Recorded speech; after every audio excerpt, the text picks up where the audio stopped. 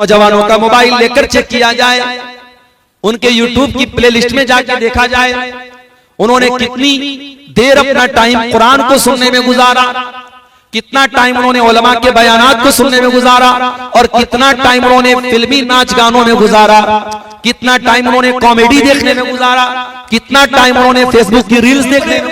आपको खूबसूरत और हैंडसम कहलाने वालों, कान खोल करके सुन लो, अल्लाह ताला के यहाँ तुम्हारे चेहरों की खूबसूरती नहीं देखी जाए। तुम कितने हैंडसम हो, कितने खूबसूरत हो, कितने गोरे चट्टे हो, तुम्हारे चेहरे पर कोई दाग धब्बा है या नहीं, अल्लाह ताला क्या ये नहीं देखा जाएगा। इन्नल्लाह ला यंजुरु इला सुवरिकुम व अजसामिकुम वलाकिन यंजुरु इला कुलूबिकुम व आमालिकुम। अल्लाह ताला तुम्हारे चेहरों को नहीं देखेगा, अल्लाह तुम्हारे जिस्मों को नहीं देखेगा, अल्लाह ताला क्या अगर देखा जाएगा तो तुम्हारे दिलों को देखा जाएगा। दिल पर मेहनत करो मेरे प्यारे साथी। बहुत खूबसूरत एक लड़का, बहुत खूबसूरत एक खातून, दुनिया उनके हुस्न जमाल की तारीफें कर रही है। सवाल ये है उनके सीने में जो दिल है उस दिल में अल्लाह की मोहब्बत कितनी है, उस दिल में ईमान की मोहब्बत कितनी है, उस दिल में अल्लाह का डर कितना है, उस दिल में आखिरत का डर कितना है। ये दिल अल्लाह ताला क्या मेरे प्यारे साथियों सबसे ज्यादा अहमियत रखता है। दिल पर मेहनत करो। हमारे बाप इब्राहिम अलैहिस्सलाम अल्लाह की बारगाह में दुआ करते हैं, वला तुखज़िनी यौम युबअसून यौम ला यनफ़उ मालुन वला बनून इल्ला मन अतल्लाह बिक़ल्बिन सलीम। ऐ अल्लाह मुझे कयामत के दिन तू जलील न करना, मुझे कयामत के दिन तू रुसवा न करना। दुनिया में इंसान अगर रुसवा हो भी जाए, आज रुसवा हुआ है, कल सेटलमेंट हो जाएगा, कल इज्जत पा जाएगा, कल जो रुसवा था आज इज्जत पा रहा है, लेकिन आखिरत की जो रुसवाई है, कयामत के दिन की जो जिल्लत है, उसका कोई मुदावा नहीं है मेरे भाइयों, उसका कोई इलाज नहीं है। इसलिए इब्राहिम अलैहिस्सलाम दुआ करते हैं कि ऐ अल्लाह मुझे कयामत के दिन तू जलील न करना। यौम ला यनफ़उ मालुन वला बनून, कयामत के दिन न माल काम आएगा, न औलाद काम आएगी, न कब्र में आपका माल काम आएगा, न आखिरत में आपका माल काम आएगा, न कब्र में आपकी औलाद आपका साथ देने आएगी, न कयामत के दिन आपका साथ देने आएगी। हाँ, नेक औलाद है, दुआ करेगी आपके लिए, तो उस दुआ का फायदा आपको मिलेगा। औलाद बनफ्से नफीस चलकर, कोई बेटा ऐसा तो नहीं जो बाप के साथ कब्र में जाके उतर जाए, कोई ऐसा बेटा तो नहीं जो बाप का हाथ पकड़ के कयामत के दिन कह दे कि अल्लाह मेरे बाप की जगह मुझे अजाब में डाल दे और अल्लाह उसके मुतालबे को कबूल कर ले। नहीं, न कयामत के दिन बेटा बाप के काम आएगा, न कब्र में काम आएगा। इल्ला मन अतल्लाह बिक़ल्बिन सलीम, कयामत के दिन तो वही कामयाब होगा जो कल्बे सलीम लेकर के आएगा, साफ सुथरा दिल लेकर के आएगा। दिल पर मेहनत करो मेरे भाइयों, ये दिल हमारा बहुत कठोर होता चला जा रहा है। जलसों में कोई कमी नहीं है, यूट्यूब पर बयानात की कोई कमी नहीं है, उलमा की तकारीर की कमी नहीं है, इतना सब कुछ हम सुनते हैं, रात रात भर जलसे और प्रोग्राम हो रहे हैं, मगर क्या बात है कि समाज में बुराइयां बढ़ती चली जा रही हैं। क्या बात है कि समाज के अंदर गंदगियां कम नहीं हो रही हैं। वजह यह है कि आज हमारे दिल कठोर हो चुके हैं। अल्लाह ने कुरान में यहूदियों से कहा था, तुम कसत कुलूबुकुम मिन बादी ज़ालिका फहिया कल हिजारति औ अशद्दु क़स्वा। ऐ यहूदियों, तुमने इतने गुनाह किए, इतने पाप किए कि पाप करते करते तुम्हारे दिल पत्थरों से ज्यादा कठोर हो गए, पत्थरों से ज्यादा तुम्हारे दिल सख्त हो गए। व इन्न मिनल हिजारति लमा यतफज्जरु मिनहुल अनहार, अरे पत्थर तो कुछ ऐसे भी होते हैं कि पत्थर के अंदर से नहरें जारी होने लगती हैं। व इन्न मिनहा लमा यशक्कु फयखरुजु मिनहुल मा, पत्थर तो कुछ ऐसे भी होते हैं पत्थर में से सुराख हो जाता है, पानी रिस रिस करके निकलने लगता है। व इन्न मिनहा लमा यहबितु मिन खशियतिल्लाह, पत्थर तो कुछ ऐसे भी होते हैं जो अल्लाह के खौफ से पिघल जाते हैं। ऐ इंसान, तो इतना पापी हो चुका है, इतना पापी हो चुका है, तेरा दिल पत्थर से भी ज्यादा कठोर हो चुका है, पत्थर से भी ज्यादा सख्त हो चुका है। आज हमारे दिल पत्थरों से ज्यादा सख्त हो चुके हैं मेरे साथ। और याद रखिए, ये मदरसे जो चलते हैं, ये मदरसे आपके दिल की दुनिया को बदलने के लिए बनाए जाते हैं। इन मदरसों में आपके दिल की बीमारियों का इलाज पढ़ाया जाता है। दिल को कैसे अल्लाह की तरफ माइल किया जाए, दिल को कैसे शरीयत की तरफ माइल किया जाए। अगर एक जुमले में कहूं, इन मदरसों का बुनियादी मकसद यही होता है। वो शायर ने कहा ना कि ये मदरसा है तेरा मैं कदा नहीं साथी, यहाँ की खाक से इंसान बनाए जाते हैं। इंसान कैसे बनते हैं? इन मदरसों से जो निकलते हैं, जो दीन के तलबा और दीन के उलमा और दीन के दाई जो दुनिया में कुरान और सुन्नत को आम करते हैं, यही वो लोग होते हैं मेरे भाइयों जो अपने दिलों की इस्लाह करते हैं और दूसरों के दिलों की इस्लाह करते हैं। दिल पर मेहनत करो मेरे साथी। हमने तो कोरोना का दौर भी देखा है, हमने तो वो दौर देखा है जो कई नस्लों ने नहीं देखा, जो कई सदियों ने नहीं देखा, हमने वो दौर देखा है।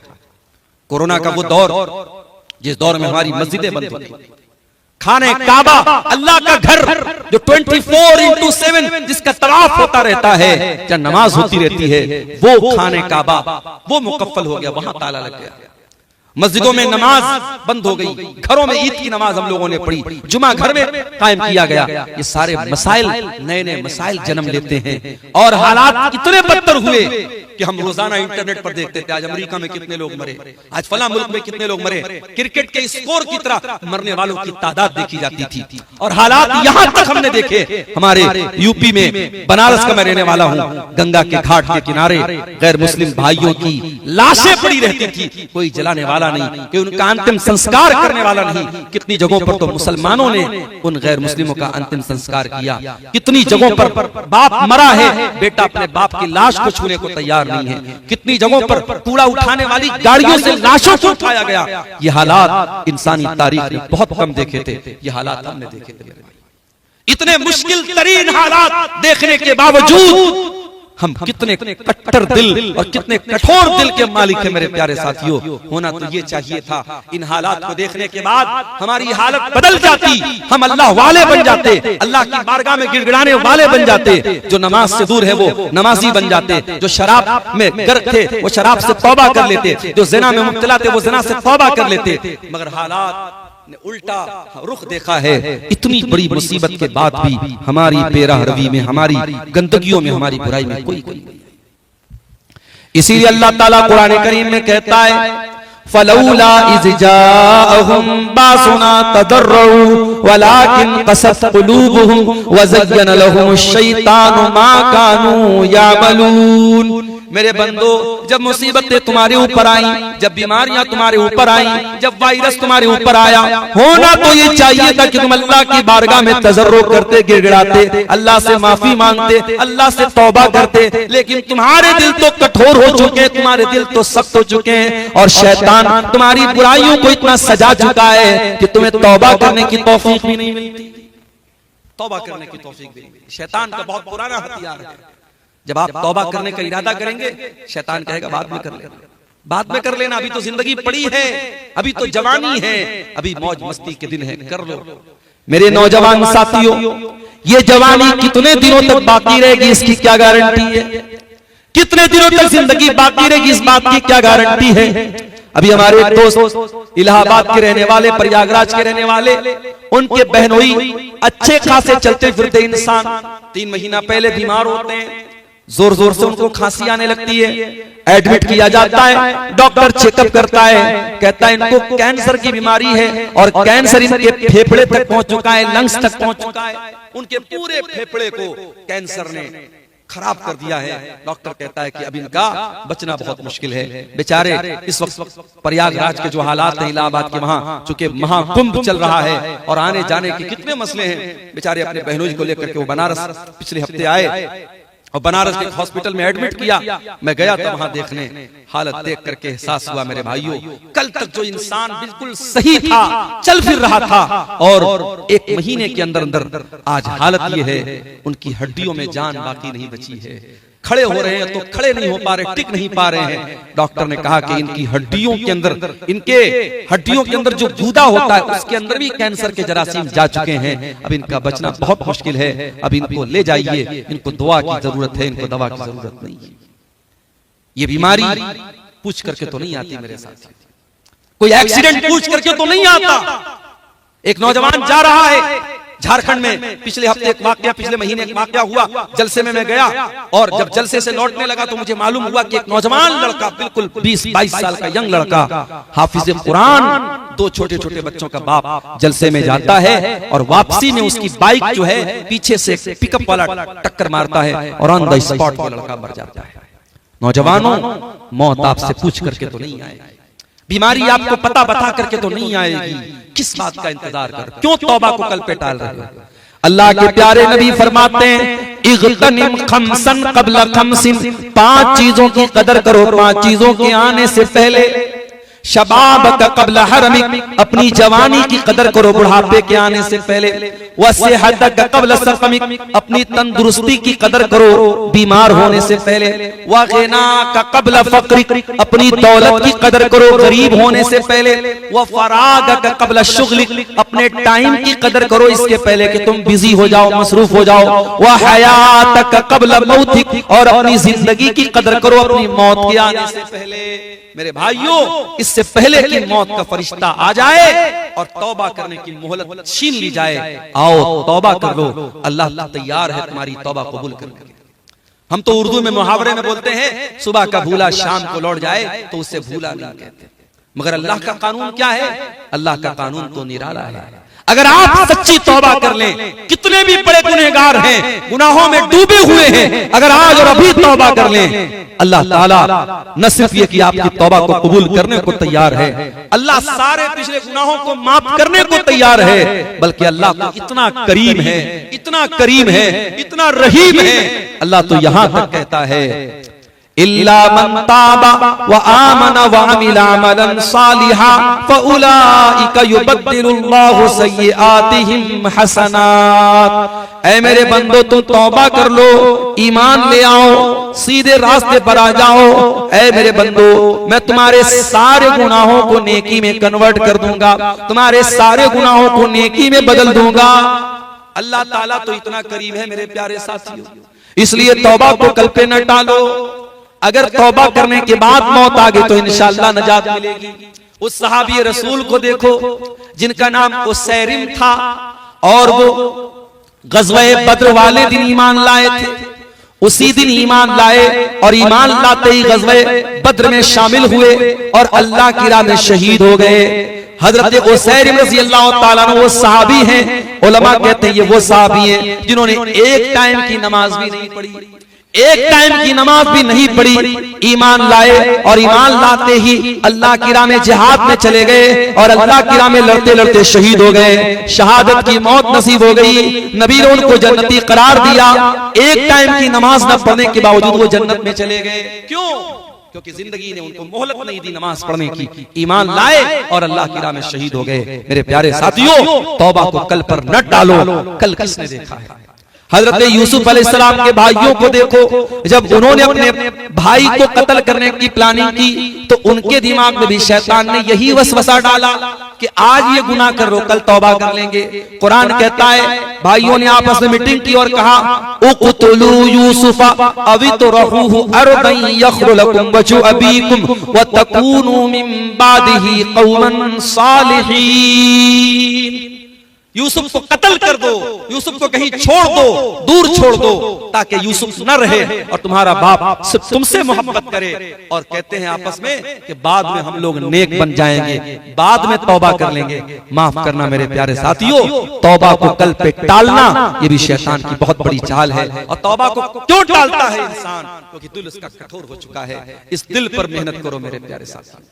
हमारा दिल तो इतना कठोर हो चुका है, नौजवानों का मोबाइल लेकर चेक किया जाए, उनके यूट्यूब की प्लेलिस्ट में जाकर देखा जाए, उन्होंने कितनी देर अपना टाइम कुरान को सुनने में गुजारा, कितना टाइम उन्होंने उलमा के बयानात को सुनने में गुजारा, और कितना टाइम उन्होंने फिल्मी नाच गानों में गुजारा, कितना टाइम उन्होंने कॉमेडी देखने में गुजारा, कितना टाइम उन्होंने फेसबुक की रील्स देखने में गुजारा।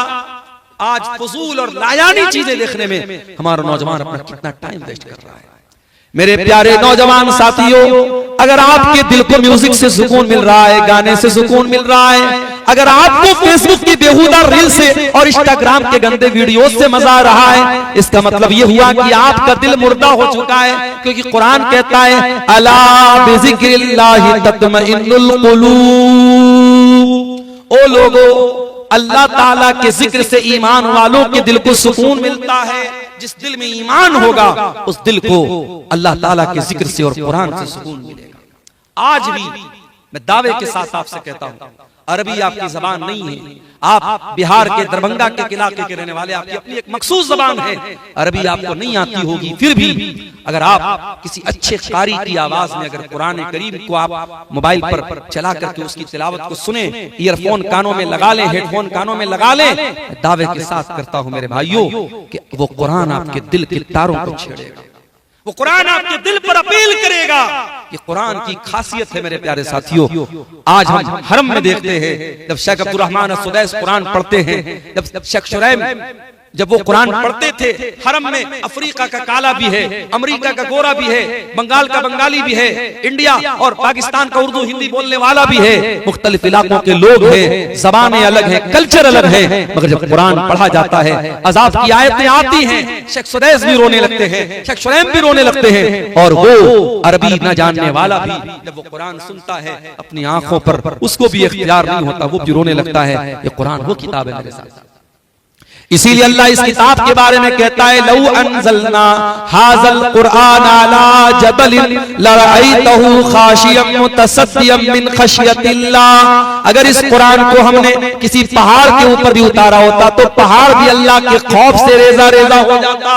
ऐ इंसानों, तुम्हारे दिल तो बड़े कमजोर, बड़े नाजुक हैं, गोश्त पोश के बने हुए मामूली से दिल हैं, कुरान किसी पहाड़ पे उतरता तो पहाड़ भी चूर चूर हो जाता। तुम्हारे दिल की क्या हैसियत है? तो कुरान से अपना ताल्लुक जोड़ो मेरे प्यारे साथियों, कुरान आपके दिल को मोम बनाएगा, कुरान आपके दिल को नरम बनाएगा। मेरी प्यारी माँ बहनों, अफसोस की बात है आज आप भी कुरान से बहुत दूर हैं। आज बास खवातीन का फोन आता है, मौलाना साहब हम अपने मखसूस अय्याम में नापाकी की हालत में, जिन अय्याम में नमाज पढ़ना हमारे लिए मना है, उन अय्याम में हम कुरान पढ़ सकते हैं या नहीं? तो कान खोल करके सुन लें, जो सही मसला जो उलमाए मुहक्किकीन ने बयान किया है कि कुरान को टच करना, हैज की हालत में औरत डायरेक्ट कुरान को टच करे, ये मना है। उसमें भी इख्तिलाफ है, लेकिन चलो जो ज्यादा राजी और मजबूत बात है वो यही है कि औरत अगर पीरियड में है तो डायरेक्ट कुरान को टच ना करे, मगर कुरान पढ़ने से मना नहीं किया गया। और आज मोबाइल पर आपको कुरान पढ़ने की सहूलत है। मेरी प्यारी माँ और बहनों, आपके पास कोई बहाना नहीं है, एनी टाइम जहां चाहे आप कुरान पढ़ सकते हैं। इस कुरान से अपना ताल्लुक जोड़ो मेरे भाइयों, आपसे भी कहता हूं, मेरी बहनों आपसे भी कहता हूं, यही वो कुरान है। अम्मा आयशा रज़ी अल्लाह ताला अन्हा चाश्त की नमाज पढ़ रही हैं और इसी कुरान की तिलावत कर रही हैं, और कुरान पढ़ते पढ़ते जब अम्मा आयशा सूरह तूर की इस आयत पर पहुंचती हैं, फमन्नल्लाहु अलैना व वक़ाना अज़ाबस समूम, सूरह तूर की तिलावत करी हजरत आयशा, और इस आयत पर जब पहुंचती हैं कि जन्नती जब जन्नत में जाएंगे तो कहेंगे ऐ अल्लाह तेरा एहसान है हम पर कि तूने हमको जहन्नम की आग से बचा लिया। जब अम्मा आयशा इस आयत पर पहुंची, उनके भतीजे कासिम बिन मोहम्मद उनसे मिलने के लिए आए। भतीजे ने देखा कि मेरी फूफी जान कुरान पढ़ रही है, सूरह तूर पढ़ रही है चाश की नमाज में, तो भतीजे वहां से चले गए। और बहुत देर के बाद मार्केट में सौदा सलफ लेने के बाद बहुत देर के बाद जब वापस आए, क्या देखते हैं मेरी फूफी जान उसी आयत को पढ़ती चली जा रही है और रोती चली जा रही है, अपने आंसुओं को दुपट्टे से पोंछती चली जा रही है। फमन्नल्लाहु अलैना व वक़ाना अज़ाबस समूम, ऐ अल्लाह तेरा एहसान है हम पर कि तूने हमको जहन्नम की आग से बचा लिया। हजरत आयशा इस आयत को पढ़ करके बार बार रो रही हैं। मेरे प्यारे साथियों, मेरी प्यारी माँ और बहनों, वो कुरान आज हमारे पास भी है। अगर अपने दिल की भलाई चाहते हो, अपने दिल को नरम करना चाहते हो, तो जरा कुरान से अपना ताल्लुक मजबूत करो और कुरान से जुड़ो मेरे प्यारे साथियों। दिल की शक्ति को अगर दूर करना है मेरे प्यारे भाइयों, तो दुनिया में बहुत सारी चीजें जो जायज हैं, जायज चीजों को भी हद से ज्यादा उनसे ताल्लुक न जोड़ो। मिसाल के तौर पे खाना पीना पहनना जाहिर की जायज है, मगर आप इन जायज चीजों में भी जब हद से ज्यादा मुब्तला हो जाएंगे तो दिल कठोर हो जाएगा। जैसे बाज लोग क्या होते हैं, उनको हमेशा खाने ही की बात रहती है कि आज ये खाएंगे, कल वो खाएंगे, तरह तरह के खाने पीने, यानी जिंदगी का मकसद क्या है? चटपटी चीजें खाना, खाना ही खाना उनकी जिंदगी का मकसद है। बाज लोगों को आप देखिए, सुबह को अलग कपड़ा पहन रहे हैं, शाम को अलग कपड़ा पहन रहे हैं, यानी कपड़े ही उनकी जिंदगी का मकसद है। बाज औरतों को देखिए, उनकी जिंदगी में कपड़े, मेरी अलमारी में इतने कपड़े हैं, मेरे वार्डरोब में इतने कपड़े हैं, कपड़ों को उन्होंने जिंदगी बना के रखा है। याद रखो मेरे प्यारे साथियों, इस दुनिया से उतना ही ताल्लुक जोड़ो जितने की जरूरत है। असल तैयारी आखिरत की करो। दुनिया में अच्छा खाओ, अच्छा पहनो, मना नहीं है, मगर दुनिया को सब कुछ अगर समझ करके बैठ गए तो कुरान की वार्निंग भी सुन लो, बल तुतिरूनल हयातद दुनिया वल आखिरतु खैरुन व अबका। मेरे बंदो, तुम दुनिया की जिंदगी को तरजीह देते हो, दुनिया की जिंदगी को प्रायोरिटी देते हो, सब कुछ समझते हो, जबकि आखिरत की जिंदगी ज्यादा बेहतर और ज्यादा बाकी रहने वाली है। ये कौन सी अक्लमंदी है कि इस 40 साल की 50 साल की जिंदगी के लिए इतनी मेहनत हम करते हैं और उस परमानेंट जिंदगी के लिए हम कोई मेहनत नहीं करते। मैंने अपनी आंखों से देखा है लोगों को जिनको अपने सोने की चूड़ियों पर बड़ा नाज था, वो औरतें जब मर गई उनकी चूड़ियां किसी और के हाथों में चली गई। जिनको अपने बैंक बैलेंस पर बड़ा नाज था, अपनी दौलत पर बड़ा नाज था, अपनी सरकारी नौकरी पर बड़ा नाज था, आज दुनिया से चले गए। उनके बच्चे कहीं चले गए, उनकी बीवी कहीं चली गई, उनकी प्रॉपर्टी पर कोई और काबिज हो गया। मेरे प्यारे साथियों, ये दुनिया है, ये दुनिया है। वमल हयातुद दुनिया इल्ला मताउल गुरूर। ये धोखे का सामान है, ये धोखे का सामान है, बड़ी बेवफा है ये दुनिया। इस दुनिया ने आज तक किसी के साथ वफा नहीं की है। अब्दुर्रहमान इब्न औफ को देखो, कौन है अब्दुर्रहमान इब्न औफ? नबी के बड़े जलीलुल कद्र सहाबी हैं, नबी के उन 10 सहाबा में शामिल है जिनको अल्लाह के नबी ने जन्नत की खुशखबरी सुनाई है। रमजान का महीना है, दस्तरखान लगा हुआ है, अब्दुर्रहमान इब्न औफ इफ्तार करने के लिए बैठे हुए हैं। अचानक उनको जंगे ओहद का एक मंजर याद आ जाता है। जंगे ओहद में अल्लाह के नबी के एक सहाबी जिनका नाम मुसअब बिन उमैर था, वो शहीद हो जाते हैं। मुसअब बिन उमैर लंबे तड़ंगे बदन के मालिक थे। जब कफनाया जाने लगा तो कफन की चादर छोटी पड़ गई। उनके सर को ढांपा जाता था तो पैर खुल जाता था, पैर को ढांपा जाता था तो सर खुल जाता था। बड़ी मुश्किल से उनके सर को ढांपा गया और पैर के ऊपर इज़खिर घास को डाल करके उनको कब्र में डाला गया। अब्दुर्रहमान इब्न औफ कहते हैं, ओ लोगो, मुसअब बिन उमैर अल्लाह के नबी के इतने जलीलुल कद्र सहाबी थे और इस हालत में उनको दफन किया गया कि उनको कफन की चादर तक नसीब न हुई। ये वो लोग थे जिन्होंने दुनिया में नेकी की और आखिरत में उसका बदला पाएंगे, और एक हम लोग हैं कि जो अपनी नेकी का मजा दुनिया में पा रहे, दुनिया में खा रहे हैं। इतना कहकर के अब्दुर्रहमान इब्न औफ रोने लगे और दस्तरखान छोड़ करके चले गए। एक चीज अपने मुंह में न डाली, दुनिया की सारी नेमतें उनके लिए हकीर बन गई। मेरे भाइयों, सारी नेमतें सामने हैं, मगर जब अपनी आखिरत को याद किया, अपने अंजाम को याद किया, अब्दुर्रहमान इब्न औफ ने दस्तरखान से एक भी सामान नहीं उठाया और बगैर खाए चले। तो खाओ पियो, लेकिन एक हद तक मेरे प्यारे साथियों दुनिया से एक हद तक अपना ताल्लुक जोड़ो। इसीलिए कुरान कहता है, वब्तगी फीमा आताकल्लाहु दारल आखिरह वला तंस नसीबक मिनद दुनिया। दुनिया में आखिरत की तैयारी करो और दुनिया को सब कुछ न समझो।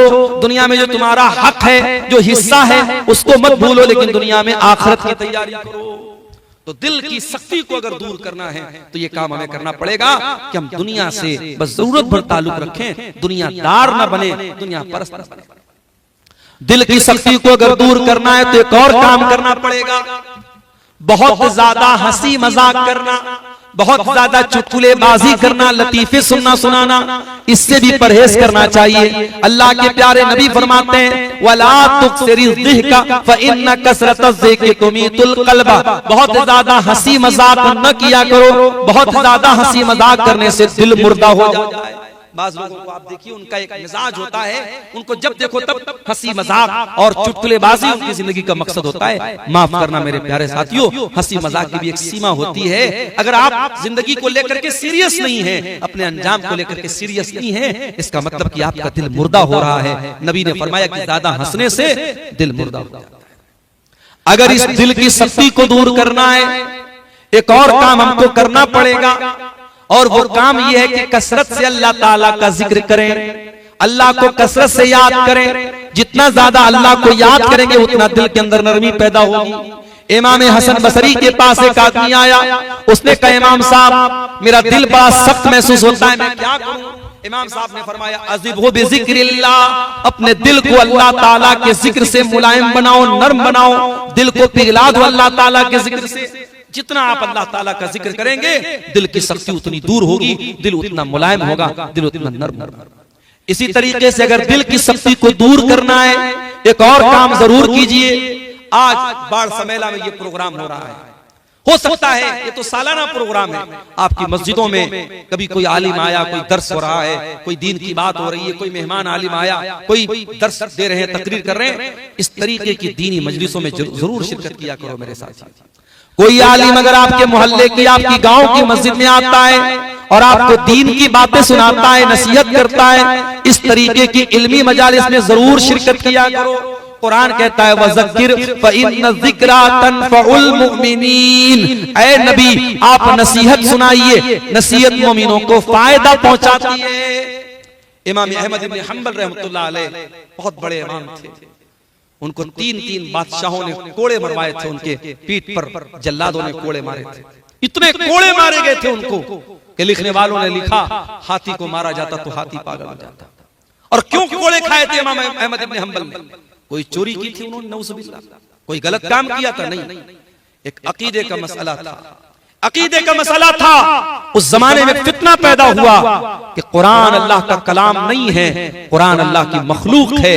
इमाम अहमद इब्न हंबल ने डंके की चोट पर कहा कि नहीं, कुरान अल्लाह का कलाम है और यही अकीदा नबी ने हमको दिया है, यही अकीदा सहाबा ने हमको दिया है, हम इसी अकीदे पर कायम रहेंगे। अगर इसके खिलाफ कोई अकीदा है हम उसको नहीं मानेंगे। इस अकीदे की बुनियाद पर इमाम अहमद इब्न हंबल को 3 बादशाहों के दौर में, 3 खुलफा के दौर में कोड़े मारे।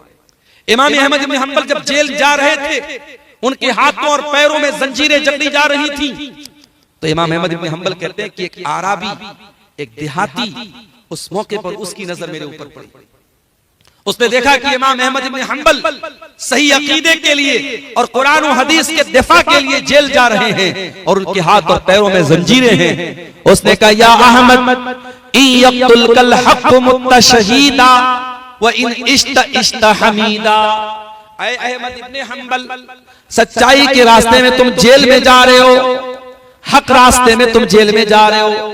अगर इस सच्चाई के रास्ते में, हक के रास्ते में अगर आपको मौत आ जाए तो ऐ अहमद इब्न हंबल आप शहादत की मौत आपको आएगी, शहीद हो जाएंगे आप। और अगर जिंदा रहेंगे, अगर आप बच गए तो दुनिया तारीफ करेगी कि अहमद इब्न हंबल अल्लाह की तौहीद के लिए जेल में गया था। ऐ अहमद इब्न हंबल आपके दोनों हाथ में लड्डू है, मर गए तो शहादत की मौत होगी, बच गए तो लोग आपकी तारीफ करेंगे। अहमद इब्न हंबल कहते जब मैं जेल में गया और जल्लादों ने मेरी पीठ पर कोड़े बरसाए और मेरे हाथों में जब जंजीरें पहनाई गई तो मुझे उस जल्लाद की बात, उस आराबी की बात याद आई, उस देहाती की बात याद आई। फ़क़विय क़ल्बी, और उसकी बातों को याद करके मेरा दिल मजबूत हो गया। मेरे प्यारे साथियों, कभी ऐसा होता है कोई एक तकरीर, कोई एक बात, किसी आलिम की कोई एक नसीहत दिल की दुनिया बदल देती है। एक डाकू था जिसका काम था डाका डालना, जिसका काम था चोरी करना, लोगों के घरों में जाके चोरी करता था, डाका डालता था। उससे एक लड़की से मोहब्बत हो गई, उस लड़की से मिलने के उसके मकान की छत पे गया, रात का सन्नाटा था, दूर कोई अपने घर में बैठ के कुरान पढ़ रहा था और कुरान पढ़ते पढ़ते सूरह हदीद की आयत नंबर 16 उस तिलावत करने वाले ने तिलावत की और वो उस चोर और डाकू के कानों में वो आयत पड़ गई। अलम यानि लिल्लज़ीना आमनू अन तख्शा कुलूबुहुम लिज़िक्रिल्लाह, क्या ईमान वालों के लिए अभी वो समय नहीं आया, वो वक्त नहीं आया कि अल्लाह का कलाम सुनकर के उनके दिल पिघल जाएं। ये आयत उस चोर के कान में पड़ी, उस डाकू के कान में पड़ी। उसने कहा कि ऐ अल्लाह, अब वो समय आ चुका है, वो वक्त आ चुका है, ऐ अल्लाह मैं तौबा करना चाहता हूँ। वो वहां से निकला और एक दूसरी जगह पहुंचा जहां बहुत सारे लोग इकट्ठा थे और आपस में बातें कर रहे थे। वो जाकर के उनकी बातें सुनने लगा। वो आपस में क्या बातें कर रहे थे? कुछ लोगों का कहना था कि हमें यहाँ रुकना चाहिए और कुछ लोगों का कहना था यहाँ से निकल जाना चाहिए। कुछ लोगों का कहना था कि हमें यहाँ रुक जाना चाहिए क्योंकि रात का वक्त है और इस इलाके में बहुत बड़ा डाकू है जिसका नाम फुज़ैल इब्न अयाज है। वो डाका डालता है, वो चोरी करता है, वो आएगा हमारा माल चोरी कर लेगा, इसलिए बेहतर है कि हम यहीं पर रात गुजारे सुबह निकलेंगे। वो चोर, वो डाकू जिसका नाम फुज़ैल इब्न अयाज था, उसने कहा कि ऐ अल्लाह तेरे बंदे मुझसे डरते हैं, अल्लाह तो मुझसे डरते हैं और मेरी वजह से अपना सफर कैंसिल कर रहे हैं, मेरी वजह से यहाँ वो रात में आराम कर रहे हैं, इस डर से नहीं जा रहे कि उनका माल न चोरी हो जाए। ऐ अल्लाह मैं सच्ची तौबा करता हूँ, मैं वादा करता हूँ कि अब सारी जिंदगी तेरे घर में गुजार दूंगा, खाने काबा के पास गुजार दूंगा। ऐ अल्लाह मैं खाने काबा से अपने आप को जोड़ दूंगा। और दुनिया उस इंसान को इमाम फुज़ैल इब्न अयाज के नाम से याद करने लगी और वो इंसान जा करके अल्लाह के घर के साथ उसने ऐसा ताल्लुक जोड़ा कि उनको अल्लाह के घर का मुजावर कहा जाने लगा, अल्लाह के घर से चिपक जाने वाला और उसके पड़ोस में रहने वाला उनको कहा गया। तो मेरे साथियों तौबा करो और इस तरीके की दीनी मजलिसों से फायदा उठाओ। यहाँ जाने से आपके दिल की सख्ती दूर होगी। एक दो चीजें और सुन लीजिए, मैं तकरीबन 1:45 बज रहे हैं और अभी मुझको फौरन निकलना भी है, लंबा सफर है, 450 सवा 400 किलोमीटर, सुबह 8:30 बजे पहुंचना भी है। एक दो बातें और सुन लीजिए, बात हम खत्म करेंगे। हमारे ड्राइवर साहब की गाड़ी को रेडी कर चुके हैं। दिल की सख्ती को अगर दूर करना है मेरे भाइयों, एक काम हमें और करना पड़ेगा। नबी अकरम ने वो तरीका बताया। एक सहाबी अल्लाह के नबी के पास आए, कहा अल्लाह के नबी मेरा दिल बड़ा कठोर हो गया है, बड़ा सख्त हो गया है, इस दिल की सख्ती को दूर करने के लिए मैं क्या करूं?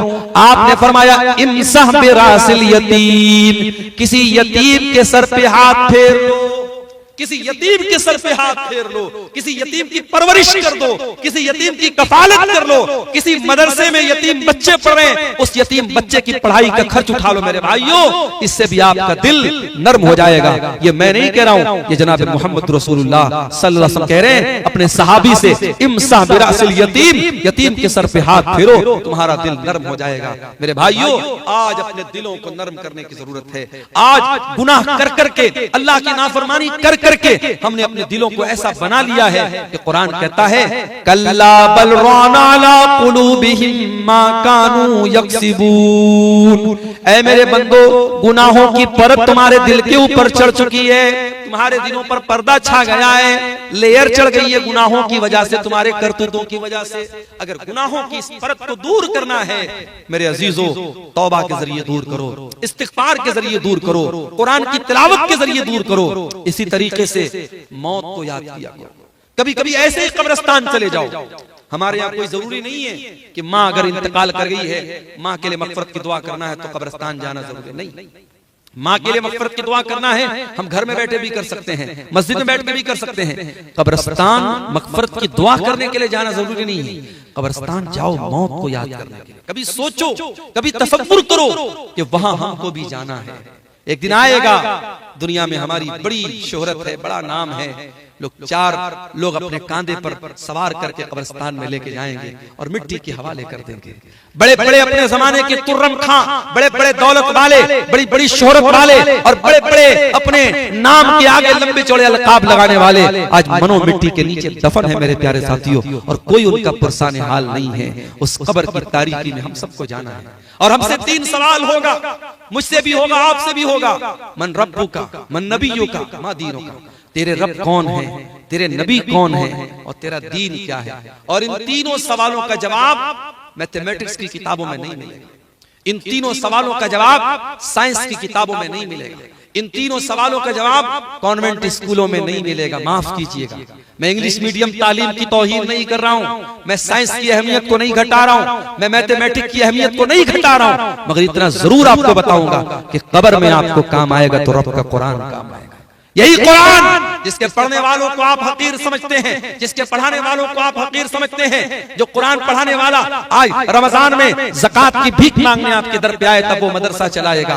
ये हालात क्यों है मेरी कौम के, इस पर भी हमें गौर करने की जरूरत है। बड़े बड़े सेठों के यहाँ भिखारियों की तरह ये मदारिस के सुफरा, ये मदारिस के जिम्मेदार भिखारियों की तरह लाइन लगा के खड़े होते हैं और ज़कात की रकम उन्हें भिखारियों की तरह दी जाती है। ये भी एक लम्हे फिक्रिया और गौर करने का मकाम है कि आपको कुरान पढ़ाने वाला और आपके बच्चों को कुरान पढ़ाने वाला आपके दर पे आके भीख मांगता है, तब वो कुरान पढ़ा पाता है। ये बहुत अफसोस की बात है मेरे भाइयों। जब मोमिन कब्र के तीनों सवालों का सही जवाब देगा, मेरा रब अल्लाह है, मेरा दीन इस्लाम है, मेरे नबी मोहम्मद सल्लल्लाहु अलैहि वसल्लम है, तो फरिश्ता पूछेगा कि तुझे इन तीनों सवालों का जवाब कैसे पता चला? तो वो क्या कहेगा? क़राअतु किताब अल्लाहि फ़आमनतु बिही वसद्दक़तु बिही, मैंने कुरान पढ़ा था, मैंने अल्लाह की किताब को पढ़ा था, उस पर ईमान लाया था, उस पर तस्दीक की थी। मैं कुरान का आलिम था, मैं कुरान का हाफिज था, मैंने कुरान को समझा था, मैंने कुरान को पढ़ा था। कब्र में भी ये कुरान आपके काम आएगा और कयामत के दिन भी ये कुरान आपके काम आएगा। कयामत के दिन यौम यफ़िरुल मरउ मिन अखी व उम्मिही व अबी व साहिबतिही व बनी, न बेटा बाप के काम आएगा, न बीवी शौहर के काम आएगी, न भाई भाई के काम आएगा, लेकिन कुरान वहां भी आपके काम आएगा। नबी अकरम फरमाते हैं इक़राउल कुरान फ़इन्नहु याती यौमल क़ियामति शफ़ीअन लिअस्हाबिही, कुरान पढ़ा करो, कुरान कयामत के दिन सिफारिश करेगा तुम्हारे लिए, तुम्हारे हक में अल्लाह ताला से लड़ेगा। मेरे भाइयों, कुरान से अपना ताल्लुक मजबूत करो, मौत को याद करो, कब्रिस्तान जाया करो, इससे भी इंशाअल्लाह हमारे दिलों की सख्ती दूर होगी। और आखिरी चीज मेरे प्यारे साथियों, दिल की सख्ती को दूर करना है तो दिल के मालिक से अपनी लौ लगा लो। दिल का रिमोट कंट्रोल अल्लाह के हाथ में है, दिल का मालिक अल्लाह है। अल्लाह जब तक नहीं चाहेगा आपका दिल हिदायत पर नहीं आ सकता, आपका दिल सही रास्ते पर नहीं आ सकता। और जिस दिन अल्लाह चाहेगा बड़े से बड़े गुमराह इंसान को अल्लाह ईमान की तौफीक दे देगा। बड़े बड़े बॉलीवुड के और हॉलीवुड के फिल्मी हीरो और हीरोइन जिनकी सारी जिंदगी नाच गाने में गुजरी, जिस दिन अल्लाह ने उनको हिदायत देनी चाहिए, हिदायत के रास्ते पर आ गए। और जिसके दिल को अल्लाह ताला ने हिदायत से महरूम कर देना चाहा, वो मुसलमान था, मुर्तद हो गया। कोई अपने आप को कल तक मुसलमान कहता था, आज काफिर हो गया, मुशरिक हो गया, और आज दूसरों के दर पे जाके सर झुकाने लगा। इसलिए दिल के मालिक से अपना ताल्लुक जोड़ो। और एक दुआ सिखा रहा हूं, और ये दुआ हमारे प्यारे नबी जनाब मोहम्मद रसूलुल्लाह सल्लल्लाहु अलैहि वसल्लम कसरत से पढ़ा करते थे। या मुक़ल्लिबल क़ुलूब सब्बित क़ल्बी अला दीनिक, ऐ दिलों के पलटने वाले, मेरे दिल को अपने दीन पर साबित कदम कर दे, मेरे दिल को अपने दीन पर जमा दे। ये दुआ कसरत से पढ़ा करो, इंशाअल्लाह ये जो है आपको ये दुआ काम देगी। ये सवालात ढेर सारे सवालात आए, इतना टाइम भी नहीं है, जल्दी जल्दी जवाब दे देते हैं। क्या तरावी की नमाज पढ़ाने के लिए मुकम्मल कुरान हिफ्ज करना जरूरी है? जरूरी नहीं है। बेहतर तो है कि मुकम्मल कुरान का हाफिज हो ताकि मुकम्मल कुरान पढ़े, क्योंकि अल्लाह के प्यारे नबी हर रमजान में हजरत जिब्रील को पूरा कुरान सुनाते थे। उसी से उलमा ने यह मसला मुस्तंबत किया है कि तरावी में भी पूरा कुरान पढ़ाया जाए तो बेहतर है, अफजल है, लेकिन जरूरी नहीं है। क्या औरतें तरावी की नमाज मस्जिद में मर्दों के साथ पढ़ सकती? बिल्कुल पढ़ सकती हैं। जैसे जुमा की नमाज पढ़ सकती हैं, जैसे पंज वक्ता नमाज पढ़ सकती हैं। अगर उनके लिए सेपरेट इंतजाम है, पर्दे के साथ वो आ रही हैं और कोई ऐसा काम नहीं कर रही जो गैर शरई है, जो शरीयत के रूल एंड रेगुलेशन के खिलाफ है, तो तरावी की नमाज भी पढ़ सकती हैं। हैज और निफास वाली औरत फर्ज रोजा की कज़ा कब पूरी करेगी? अगले रमजान के पहले करेगी। मान लीजिए कि किसी औरत के पीरियड की वजह से 5-6 रोजे छूट गए, तो उसको चाहिए कि अगले साल का रमजान आने के पहले बीच में कभी भी उसको पूरा कर ले। और निफास में जो रोजे छूटते हैं तो उसमें हो सकता है कि लंबा पीरियड चला जाए, ज्यादा रोजे छूट जाए, तो उनको भी कोशिश करे एज सून एज पॉसिबल, जितना जल्दी मुमकिन है उसकी कज़ा करें। लड़का और लड़की कब बालिग होते हैं और कितने साल की उम्र में उन पर रोजा फर्ज है? उम्र की कोई कैद नहीं है। लड़कियों को जब पीरियड आने लगे वो बालिग हो जाती हैं, और लड़कों को जब दाढ़ी मूंछ के बाल आ जाए या शर्मगाह के बाल आ जाए तो वो बालिग हो जाते हैं। अब ऐसा अगर 12 साल की उम्र में भी हो जाते तो वो बालिग माना जाएगा। और बालिग अगर हैं तो उनके ऊपर नमाज भी फर्ज है, उनके ऊपर रोजा भी फर्ज है। वल्लाहु आलम। तरावी की नमाज कितनी रकात है? 8 या 20? जो अल्लाह के रसूल की सुन्नत है, आपसे साबित है, 8 रकात तरावी है। आप 8 के साथ 3 रकात वित्र पढ़े, यानी 8 + 3 11 रकात। ये अल्लाह के नबी से साबित है और उस पर बहुत सारी दलीलें मौजूद हैं, अल्लाह के रसूल की अहादीस मौजूद है। क्या मुर्दे की तरफ से इफ्तार करा सकते हैं? मुर्दे की तरफ से आम सदका खैरात करने का जिक्र मिलता है। इफ्तार का मेरे इल्म में कोई ऐसा खास सबूत नहीं है जिसमें मुर्दे की तरफ से अल्लाह के रसूल के दौर में या सहाबा के दौर में इफ्तार कराया गया। बाज़ उलमा ने ये लिखा है कि इफ्तार भी एक तरीके का इताम है, मिस्कीनों को जिस तरीके से हम खाना खिलाते हैं तो इफ्तार में भी हम लोगों को खाना खिलाते हैं, तो मैयत की तरफ से भी हम करा सकते हैं। लेकिन बहरहाल बेहतर ये है कि आप खुद अपनी तरफ से इफ्तार कराएं। अगर आप अपनी तरफ से इफ्तार करा रहे हैं रोजेदारों को और आप ये चाहते हैं कि आपके बाप को फायदा मिले, आपके बाप जिनका इंतकाल हो चुका है, तो ये बात याद रखिए कि औलाद के हर नेक अमल का सवाब ऑटोमेटिक बाप को मिलता है। तो चूंकि खास इस अमल का रोजेदार को इफ्तार कराने का मुर्दे की तरफ से कोई सबूत मेरे इल्म में नहीं है, और उलमा मौजूद हैं, अगर कोई दलील हो तो सामने लाई जा सकती है। मेरे इल्म में ऐसी कोई दलील नहीं है, इसलिए इससे परहेज करना चाहिए। इफ्तार मुर्दे की तरफ से नहीं कराना चाहिए। हाँ, आप गरीबों को खाना खिला सकते हैं, सदका खैरात कर सकते हैं, उसका सबूत बहरहाल मिलता है। ईद की नमाज के लिए क्या औरतें इमामत कर सकती हैं? ईद की नमाज के लिए अल्लाह के रसूल के दौर में जो तरीका था कि आप सरसम पढ़ाते थे ईद की नमाज, और पीछे मर्द भी पढ़ते थे, औरतें भी पढ़ती थी। सहाबा के दौर में भी ऐसा ही होता था।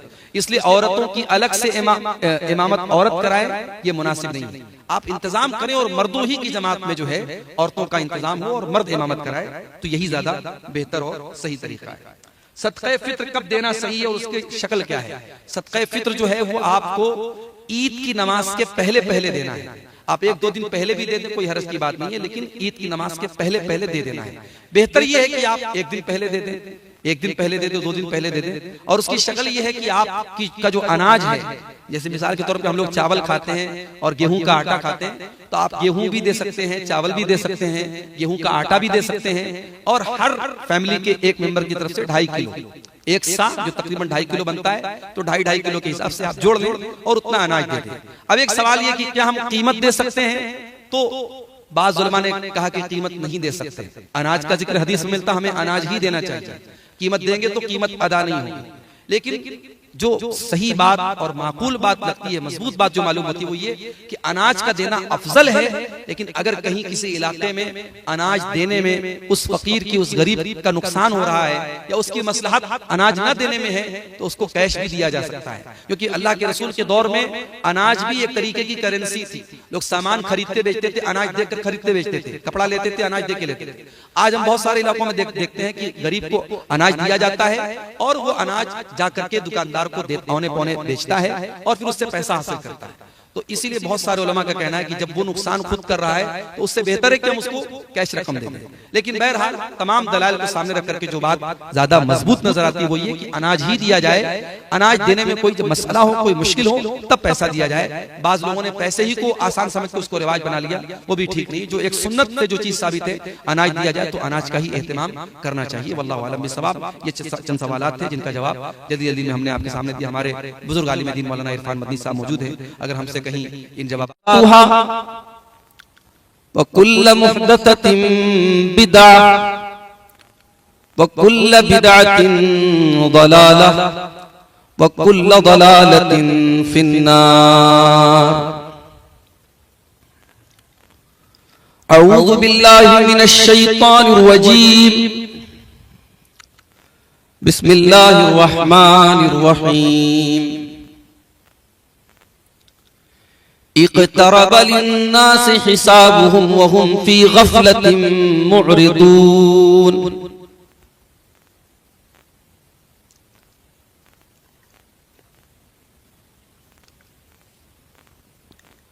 मत करो नाराज रब को, ज़लज़ला आ जाएगा, शहर हो जाएगा वीरान, अब्र गम छा जाएगा।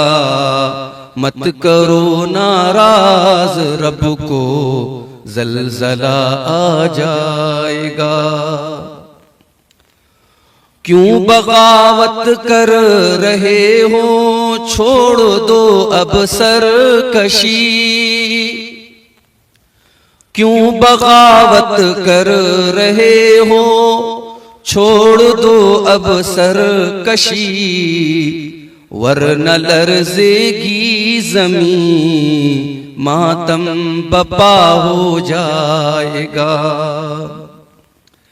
ज़लज़ला दुनिया का तो हल्का सा एक इंजार है।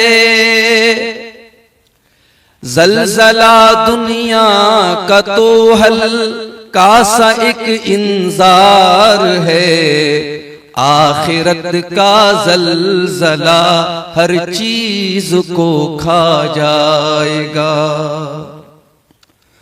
सूर में जब फूंक मारेंगे जनाबे इसराफील, सूर में जब फूंक मारेंगे जनाबे इसराफील, आंख पथराएगी दिल हुल्कूम में आ जाएगा।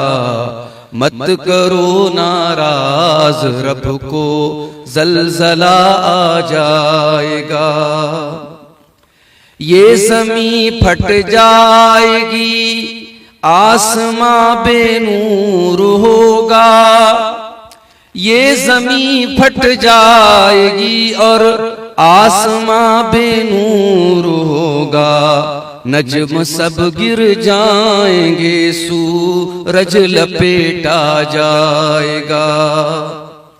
या इलाही अजमले आसी पे कर देना करम, या इलाही अजमले आसी पे कर देना करम। तेरी रहमत के बिना कोई न बख्शा जाएगा। मत करो नाराज रब को जलजला आ जाएगा। सदर मुहतरम, उलमाए किराम, मुहतरम बुजुर्गों, नौजवान साथियों, माओ और बहनों, प्यारे बच्चों, अपने इंतहाई अजीज दोस्त भी कह सकते हैं और हमसे उम्र में बड़े हैं तो हमारे बुजुर्ग भी हैं, शेख इनायतुल्लाह जौहर इस्लाही हफिज़हुल्लाह की दावत पर आज उनके इस गांव में उनके इदारे के सालाना प्रोग्राम में शामिल होने का मौका नसीब हो रहा है। पिछले साल भी शेख ने दावत दी थी, मगर कुछ नागुज़ीर असबाब की बिना पर पिछले साल में शामिल नहीं हो पाया। और इस साल भी बहुत मुश्किलात थी और अभी मदरसे से हाजिरी देने के बाद 2:30 बजे के करीब मदरसे से निकलने के बाद मुसलसल तकरीबन 450 किलोमीटर का सफर तय करके 9.5 घंटे में आपके बीच में पहुंचा हूं। डायरेक्ट खाना खा करके स्टेज पर आया हूं और अभी फौरन तकरीर करके निकलना भी है, क्योंकि सुबह 8:30 बजे से फिर दोबारा क्लास ज्वाइन करना है। इतनी मुश्किल तरतीब थी सफर की। अगर शेख इनायतुल्लाह जौहर का मामला ना होता और शेख ने जैसा कि बताया कि कुछ लोग प्रोग्राम के ताल्लुक से गलत अफवाहें भी उड़ाने लगते हैं, कुछ हासिदीन भी होते हैं, कुछ मुखालिफीन भी होते हैं, और कभी ऐसा भी हो सकता है किसी मुकर्रिर के ना आने की कोई वजह हो, कोई मजबूरी हो, मगर ये कहना कि साहब इन्होंने झूठ नाम दे दिया झूठ मुठ में और बात नहीं की, किसी को बदनाम करने के लिए इस तरीके की बात करना ये बड़ी गलत बात है। लेकिन अफसोस की बात है कि अक्सर मकामात पर इस तरीके के मामलात आते हैं। अल्लाह हम सब के साथ रहम करम का मामला फरमाए। बड़ी खुशी की बात है, मुझसे पहले आपने इस इलाके के बुजुर्ग आलिम दीन शेख इरफान मदनी साहब का बहुत ही मुख्तसर खिताब समात किया, और उसके पहले जब मैं आया तो हमारे अजीज दोस्त शेख जमील अख्तर शफीक तहमी साहब, जिनको आमतौर से हम उनकी शायरी और उनकी निजामत के हवाले से जानते हैं, मगर अपने मखसूस अंदाज में शेख का खिताब चल रहा था और बड़ी स्पीड के साथ, बड़ी रवानी के साथ मौजूदा माहौल की बुराइयों पर शेख का खिताब चल रहा था। अल्लाह ताला हम सबको अपनी इस्लाह करने की तौफीक अता फरमाए। मेरे भाइयों, मैंने आपके सामने कुरान करीम के 17वें पारे की पहली आयत पढ़ी। इस आयत में अल्लाह ताला ने हमारी एक बहुत बड़ी बीमारी की तरफ इशारा किया। वो बीमारी आज हम सबको घेरे हुए। वो कौन सी बीमारी? आइए पहले इस आयत करीमा का तर्जुमा देखते हैं। कुरान का 17वां पारा, सूरह अंबिया, पहली आयत। इक़्तरब लिन्नास हिसाबुहुम वहुम फी गफलतिन मुरिदून। लोगों के हिसाब का टाइम करीब आ गया, लोगों के इम्तिहान का टाइम करीब आ गया। अब यहां हिसाब से क्या मुराद है? बाज़ उलमा ने इस आयत की तफसीर में लिखा कि हिसाब से मुराद कयामत, कयामत करीब आ गई। गोया कि अल्लाह के प्यारे नबी सल्लल्लाहु अलैहि वसल्लम के दुनिया में आने के बाद अब कयामत बहुत करीब है। अब दुनिया की उम्र का ज्यादातर हिस्सा गुजर चुका है, अब दुनिया की उम्र बहुत थोड़ी सी बची है। इसीलिए अल्लाह के नबी ने अपनी बेसत को भी कयामत की एक निशानी करार दिया। आपने फरमाया वो इस तो अना वस्साअतु कहातैन, आपने दो उंगलियों से इशारा करके फरमाया कि मैं और कयामत इस तरीके से भेजे गए जैसे ये दोनों उंगलियां। तो यहां अल्लाह ताला हिसाब से मुराद कयामत को ले रहा है कि कयामत करीब आ गई। इक़्तरब लिन्नासि हिसाबुहुम, लोगों के हिसाब का टाइम करीब आ चुका है, कयामत करीब आ चुकी है। और एक इस आयत की तफसीर यह भी की गई कि मौत जो हर इंसान को आनी है, और मौत के बाद भी इंसान जब कब्र में जाएगा तो मुकम्मल तो नहीं लेकिन जुज़वी तौर पर पार्शियली कह सकते हैं हम, थोड़ा बहुत हिसाबो किताब तो कब्र में भी शुरू हो जाता है। कब्र में भी उससे सवाल जवाब होता है, और कब्र में भी उसके साथ रहमत का या अज़ाब का मामला किया जाता है। तो बाज़ उलमा ने यहां हिसाब से मुराद मौत को लिया है। चाहे हम मौत को ले ले वो भी बहुत करीब है, चाहे हम कयामत को ले ले वो भी बहुत करीब है। इक़्तरब लिन्नासि हिसाबुहुम, लोगों के हिसाब का टाइम करीब आ चुका है। वहुम फी गफलतिन मोरिजून, लेकिन लोग फिर भी गफलत में पड़े हुए हैं। ये बहुत अफसोस की बात है। एक इंसान को मालूम है कि मेरा हिसाब करीब है, मेरा इम्तिहान करीब है, और इम्तिहान भी ऐसा इम्तिहान कि उस पर मेरी दुनिया और आखिरत की कामयाबी डिपेंड है, और फिर भी उसकी तैयारी नहीं करता, इंसान गाफिल है। ये बहुत अफसोस है, अल्लाह ने उस पर अफसोस है। इक़्तरब लिन्नासि हिसाबुहुम वहुम फी गफलतिन मोरिदून, लोगों के हिसाब का टाइम करीब आ चुका है लेकिन लोग गफलत में पड़े हुए हैं और एराज कर रहे हैं, अपना मुंह मोड़ रहे हैं। समझाने वाला समझा रहा है, बताने वाला बता रहा है, उनकी मौत याद दिला रहा है, उनकी आखिरत याद दिला रहा है, मगर वो ध्यान देने को तैयार नहीं है। इसमें अल्लाह ताला ने हमारी बहुत बड़ी बीमारी के बारे में बताया, गफलत की बीमारी। गफलत का मतलब समझते हैं आप? कभी आप रोड पर चल रहे हो और बीच रोड पर एक आदमी दुनिया व माफिया से बेखबर होकर बीच रोड पे चल रहा हो, और आप हॉर्न पर हॉर्न दे रहे हो और वो हट ना रहा हो, तो हम कहते हैं यार ये इंसान कितना बड़ा लापरवाह है, कितना बड़ा गाफिल है। इसको इस बात का भी एहसास नहीं कि एक्सीडेंट हो जाएगा, ये मर जाएगा। हम उस कैफियत को गफलत बोलते हैं। गफलत, इंसान अपने अंजाम से बेखबर होकर के जिंदगी गुजारे, ये गफलत है मेरे प्यारे। और आज माफ कीजिएगा हम सब इस बीमारी में मुब्तला हो चुके हैं। और जो इंसान गफलत की बीमारी में मुब्तला हो जाए वो जानवर से भी बदतर है। आइए कुरान की एक आयत जरा देखते हैं। वलक़द ज़रअना लिजहन्नम कसीरम मिनल जिन्नि वल इंस लहुम क़ुलूबुन ला यफ़क़हून बिहा वलहुम आयुनुन ला युबसिरून बिहा वलहुम आज़ानुन ला यस्मऊन बिहा। हमने बहुत सारे जिन्नात को और बहुत सारे इंसानों को जहन्नम के लिए तैयार करके रखा है।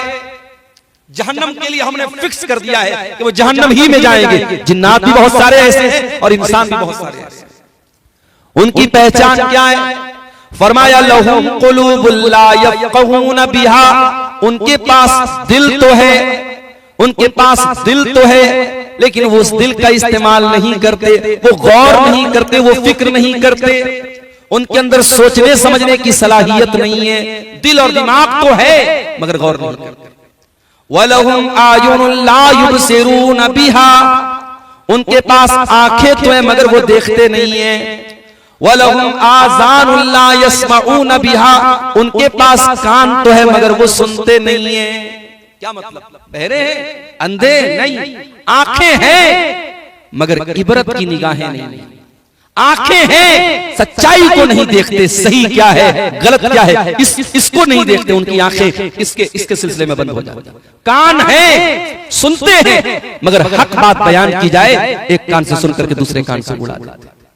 अल्लाह फरमाता है ऐसे लापरवाह लोग, ऐसे गाफिल लोग ऐसे बेखबर लोग जिनके पास दिल और दिमाग तो है मगर इस्तेमाल नहीं करते, आंखें तो है मगर सच्चाई को नहीं देखते, कान तो है मगर हक बात को नहीं सुनते। फरमाया उलाइका कल अनआमी बल हुम अदल, ऐसे लोग तो जानवर हैं बल्कि जानवरों से भी ज्यादा बदतर हैं। उलाइका हुमुल गाफिलून, यही वो लोग हैं जो गाफिल हैं।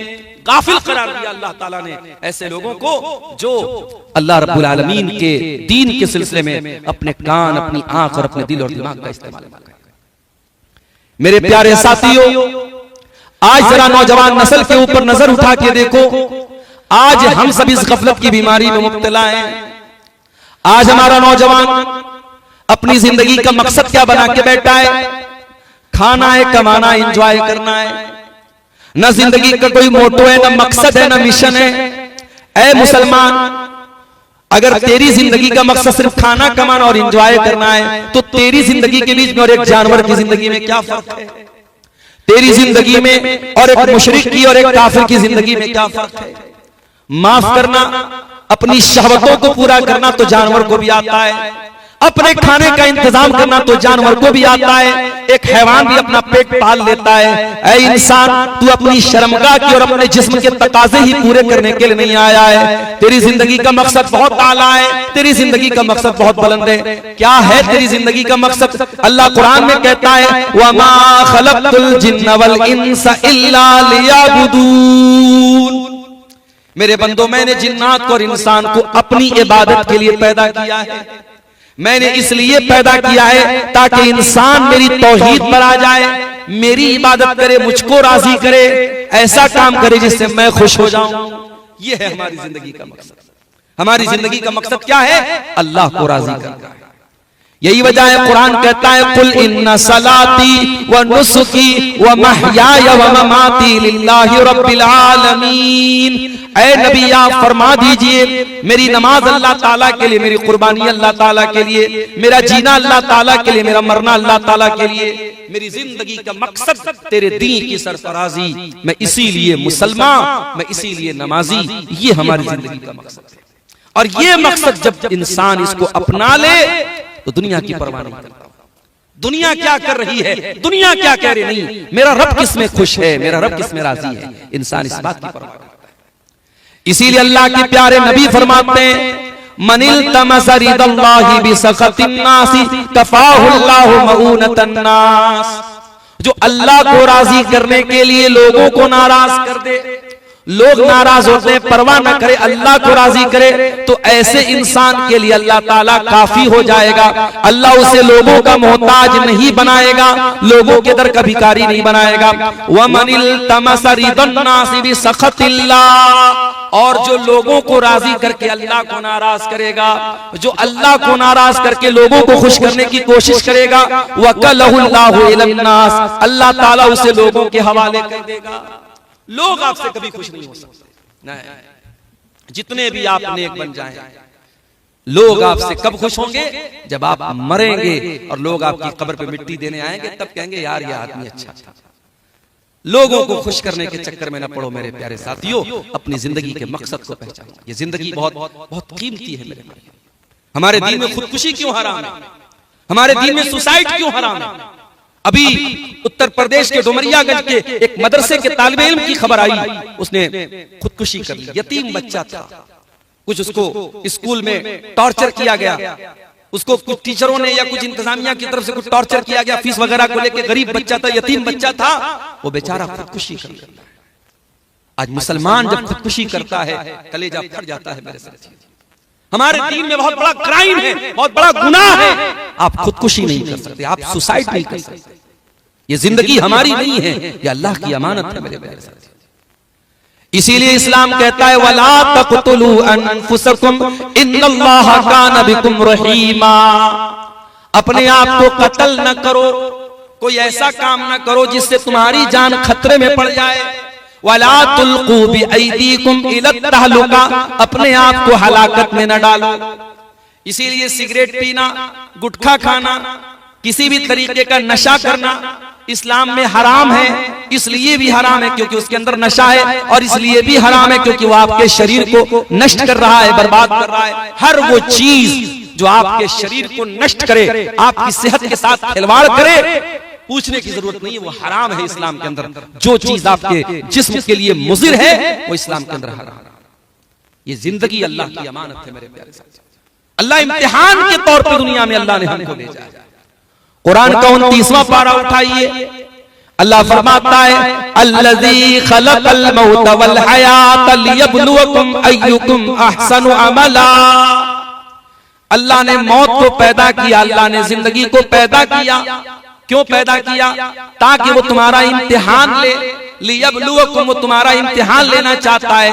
अय्युकुम अहसनु अमला, कि तुम में कौन अच्छा अमल करता है, कौन ज्यादा अमल करता, नहीं कहा कौन अच्छा अमल करता है। अल्लाह ताला क्या क्वांटिटी नहीं, अल्लाह ताला क्या क्वालिटी देखी जाएगी। आपका अमल कितना है ये अल्लाह ताला का मैटर नहीं करता, आपका अमल कैसा है ये मैटर करता अल्लाह ताला। अभी 15 शाबान की रात गुजरी, इसी शाबान के महीने में अब तो रमजान दस्तक दे रहा है। 15 शाबान की रात को शबे बारात मनाई जाती है। कितने मुसलमान 15 शाबान की रात रात पर इबादत करते हैं, कब्रिस्तान जाके दुआएं करते हैं, कुरान पढ़ते हैं और उस अगले दिन रोजा रखते हैं, बहुत सारी इबादतें करते हैं। इबादत तो हो रही है, क्वांटिटी तो बहुत है, क्वालिटी नहीं है। जो इबादत नबी ने नहीं की, जो इबादत सहाबा ने नहीं की, मेरे प्यारे साथियों, वो इबादत बिदअत की कैटेगरी में आती है। और नबी ने फरमाया वकुल्लु बिदअतिन ज़लाला, हर बिदअत गुमराही। तो जिंदगी के मकसद को पहचानो मेरे भाई। आज सारे के सारे लोग चेहरे पर मेहनत कर रहे हैं। लड़कियों को देखो अपने मेकअप पर कितना खर्च कर रही हैं। अब तो बिहार के बाज़ इलाकों में प्रोग्राम के लिए मैं गया तो देखता हूं नकाब के ऊपर भी लड़कियां लाइट लगा रही हैं, नकाब के ऊपर भी लाइट लगी है। अब भाई जब नकाब के ऊपर तुम लाइट लगा रहे हो तो क्या मतलब है इसका? नकाब का तो मकसद है छुपाना अपने आप को। अब तुम नकाब के ऊपर लाइट लगा रही हो तो अपने आप को और नुमाया कर रही हो, क्या मतलब है? नकाब को भी आज हम लोगों ने एक फैशन बना दिया है। अल्लाह माफ करे हमारी बहनों को आज अपने शरीर पर, अपने चेहरे पर कितनी मेहनत हो रही है। आज मेकअप आइटम खरीदने पर शौहरों की आमदनी का एक बड़ा हिस्सा उनकी बीवियों के मेकअप पर खर्च हो रहा है। आज हमारे नौजवान चेहरे के लिए कितनी मेहनत कर रहे हैं, बालों के लिए कितनी मेहनत कर रहे हैं। किस तरीके से लोग हमको हैंडसम मान ले, खूबसूरत मान ले, स्मार्ट मान ले।